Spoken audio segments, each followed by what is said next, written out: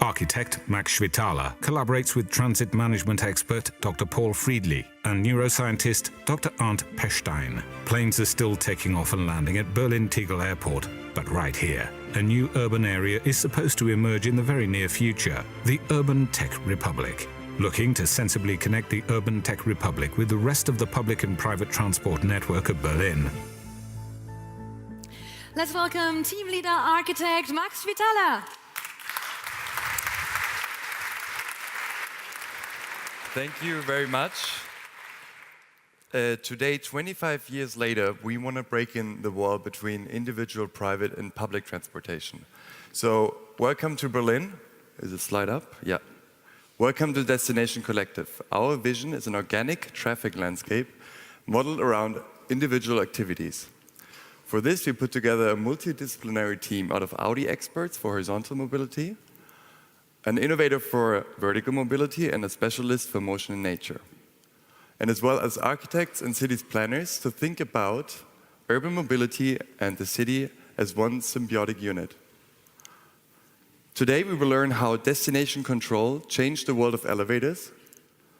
We will blur the boundaries between individual and public transportation. And we will hack and activate different layers of existing infrastructure. And we think, especially in Germany, we should propose a new urban vehicle, and we will be inspired for this by nature. And this is not Photoshopped, by the way. And as a result, we will show you how the future city could look like.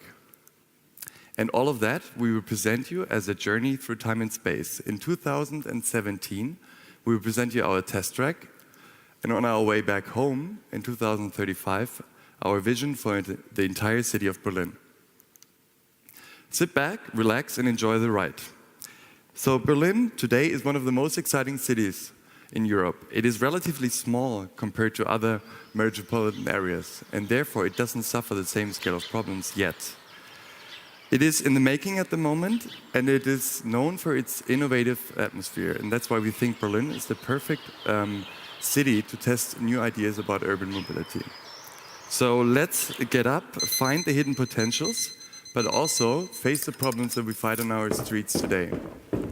Because when we step outside in the morning, what we find is much more a parking lot than a street.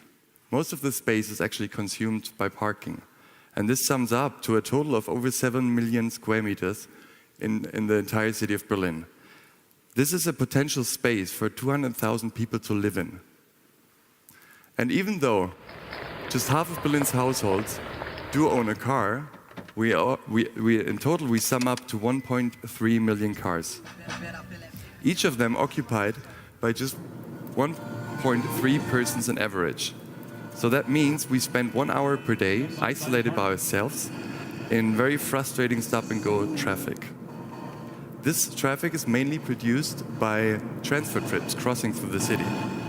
And the streets of Berlin are changing at the moment, and the number of shared cars are rising. And this is great, but don't forget, they will be stuck in traffic as well. And as we said in the beginning, we want to look at the entire mobility system of Berlin. And what we find is that the private car is still the first choice in Berlin, with 38%. Around 1/3 of Berliners choose to walk or cycle through the city. And the second biggest preferred choice is public transportation, with around 27%. And as we said in the beginning, we want to blur these boundaries and to propose a collective mobility system. And up until now, we heard about problems of individual mobility. Let's have a look at public transportation. For example, the subway. With static timetables, you as the individual user literally always miss a train. You have to waste time waiting for the next one. Also, if you want to change lines, the average transfer time at the moment is 2.5 minutes. But in the total system, that sums up to 6 years that we lose per day in total. And subway tunnels mostly stay empty. And this is actually crazy if you think about how expensive they are to build. And because these subway tunnels are disconnected from each other, we as the user have to pass through architectural bottlenecks in order to change direction. These hubs are expensive and they lack any spatial quality. So what we try is to overcome the concept of a hub and organize flows by their destination. And with the Urban Tech Republic, we found the perfect test site. The flyway will be our test track that will bring us there. And what we want to test here is the first hybrid solution between individual and public transportation, based on today's available autonomous driving technology. And the starting point is an old former elevated train track that was built in the 1920s by Siemens. Today, it's empty and unused, and we think it's a great chance to test autonomous driving in an urban context for the very first time. This track is located in close proximity to the Urban Tech Republic and is around 4 kilometers long. We want to reconnect it to the public existing transport network in the south, so that the station Jungfernheide will become our entrance gate to the flyway in the south. The new urban development, we want to connect over an elevated extension in the north, and as a first hybrid solution, a train of electric vehicles is taking off over the flyway in order to serve individual destinations while splitting up inside. And on the way back, these vehicles regroup to form a train in order to save space on the flyway. And trains can actually cross each other in multiple bypasses that are located along the curves. And because they're located there, we can actually design them as super elevations in order to save space for other functions. And because the flyway hosts other functions for recreation and sports, it turns into a new urban landmark in Berlin. And open to the public, it's a great benefit to the local neighborhood. So to sum up, the flyway is basically half test track and half a public park. And now let's experience by ourselves what it means to become a test pilot on the flyway. What we do first is we kind of communicate our final destination, our address we want to reach in the Urban Tech Republic. And we will be assigned to a car, in this case number 3, just as our colleague at the other end of the train. And once we reach the station at Jungfernheide, we just need to cross the platform with the car ready for boarding and waiting for us. And together with the car, the vehicle, we find our colleague who is going to join us for the workshop today. Once in the car, we know the first thing, no more steering wheel, and that the autopilot is active. So, ready to go, as this is integrated into public transport system. Now everyone can actually experience today's available technology. And on the way, we find former stations that turn now into lively bars and restaurants for Berliners and from tourists around the world. And as we continue our way to the Urban Tech Republic, we will land in an urban research and science park where the technologies of the future will be invented and tested. And as we can see at the moment, autonomous driving in the public space. The train splits up to serve the individual destinations. And so we'll be dropped off just in front of our door to attend today's workshop. And the car will continue to pick up the next customer. So let's take a little break right now. Everything we've seen so far is possible with today's technology. And I think it's a great chance to bring autonomous driving into a public context. And what we should do is start learning by doing, because we want to make a step from a local test track to a global system for the entire city of Berlin. What do we need to do for this? To extend autonomous driving into the urban scale, as well as the idea of infrastructure and destination control. Further, we want to couple vehicles now also spatially and physically, not only virtually like we have seen right now, in order to come up with a truly collective mobility concept. And for this, I want to explain first how destination control works. We will see now how elevators works without destination control. This is like everybody gets into the cabin, no matter where they want to go, and this results in a frustrating stop-and-go traffic. If you're the last one to get out, your mood probably changed for the worse over the ride. So this is quite a competitive behavior, similar to what we experience on the streets today. And so let's try again with destination control this time. Before the user gets into the cabin, he's communicating his destination, his floor he wants to go to. So he can be grouped accordingly together, and mathematical algorithms minimize the amount of stops, and what the result is a great user experience for each individual. But not only that, this increases the entire system. If we think about total waiting time and energy consumption. So how can we take this concept and take it from a skyscraper onto an urban scale? And for this, we need to think of floor plates that were destinations and think of them as neighborhoods that are laid out next to each other. We can group people with the same destination, and they travel together along transfer routes above and underground in order not to cross other neighborhoods that produce traffic. Once we reach our neighborhood, we split up for the last mile, and that could happen on surface again. So that means every neighborhood in Berlin turns into a destination, connected with all the other ones through a whole network of existing infrastructures above and underground. So now, as we learned where and how we want to travel, we need to understand what is a vehicle that can do this job for us. And therefore, we got inspired by nature. And if we zoom in a lot now and we look inside a body cell, in this case it's a skin cell, we also find different roads, we find prime movers, and we find cabins to transport cargo through the cell. And I have to admit, it does look quite funny, but what is interesting is the decoupling and coupling of functions. In this case, allowing a smooth transition from one street to the other. So what could this mean for a vehicle? In the case of the car, all these functions are packed underneath one body.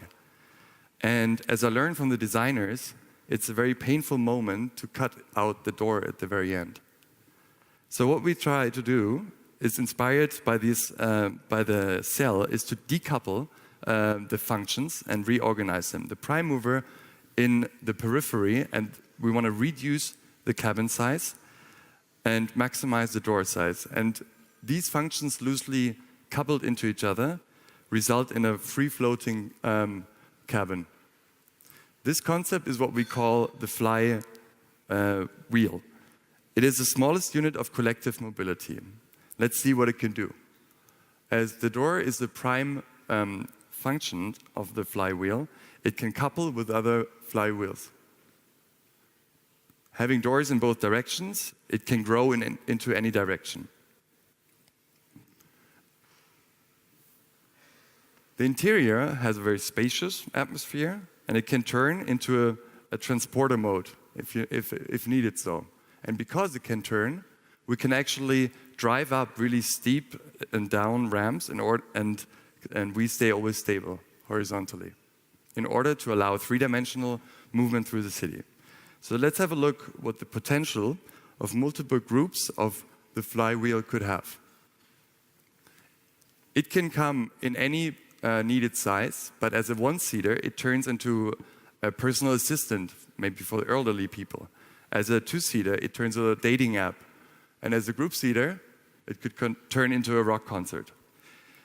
But most importantly, what collective mobility is, it is, because everybody might have good ideas, it is an open platform for innovation, for the sharing economy to feed into this. It's like the iTunes of mobility. The designers got really quite excited about it and sketched out new ideas. And this is the model we're choosing for today's ride home. So now we're in the year 2035. Navigation became super easy in the mobility landscape. The real home button is now actually available, and the flywheel is just a click away. There is no congestion in collective mobility. Actually, it becomes better and better with each additional user. It is a premium experience because it's exactly when and where I want it to have. And it is a seamless experience. Short connection tunnels and ramps turn different infrastructures into one mobility landscape, enabling a seamless experience. Recycled materials could turn train tracks into multifunctional roads, and if needed, we can charge the battery on the go with existing power lines. And it seems somebody has the same destination like us, and because we share now the same destination, the chance to meet our neighbor on the way home is much higher now. These others seem to have a different destination, and this is where our ways split. Because we reached our neighborhood, and the flywheel decouples, it slows down and turns back into the last mile mode. And together with our neighbor, we continue our ride onto the surface. And once we reach the surface, we see that this mobility landscape can be extended above ground. Just as a reminder, this is how this same place looked before. And because we can organize flows now three-dimensionally, we can also stack land, public space, on top of each other. And if needed, we can densify the city wherever needed. So we're almost home. Let's continue our ride together with our neighbor. And because the flywheel is shared, it is self-driving. That's why it doesn't have to be parked. Because it's CO2 neutral, because it is small and silent, we can finally renegotiate the relation between mobility and the urban environment, the built environment. And propose also alternative architectural typologies that suit to the human scale. And we're back in our street that we left this morning. You probably don't recognize it anymore. And it is when we say goodbye to our neighbor that we might just have got to know because we shared the ride together. And once we go to sleep, the flywheel doesn't need to rest. And it could do other functions. It could deliver goods during the night, and it could do some other jobs for us. And to sum up, collective mobility is personalized, it is just in time, it is operating 24/7, and it is three-dimensionally and seamless. And it is scalable. It cannot fly yet, but who knows what the future might bring. Thank you very much.